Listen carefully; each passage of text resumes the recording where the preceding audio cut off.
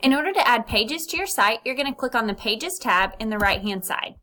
From here, you'll see the plus button, and then you can add your pages. If you're in elementary, you might put a page simply for your grade level, so 3rd grade. When I click on Done, you'll see the page pop up on the top. If you're at the secondary level, this might look something more like leadership or pages for specific skills that you were trying to portray. So you'll note that you can add as many pages that you want to.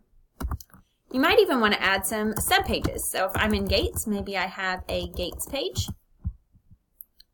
And maybe I'm showing my Gates work from my 3rd grade year. So if I wanted to make Gates a sub-page of my 3rd grade page, I would simply drag the Gates page until there's a box around 3rd grade.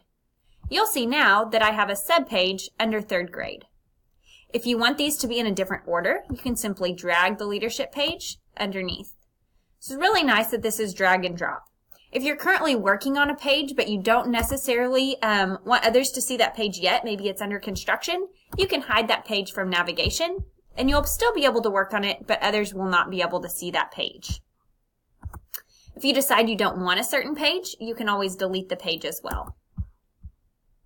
It's best practice to go ahead and not have too many tabs up here. You want to keep this clean with organized subpages so that people don't have to dig too far to find your skills and your best work.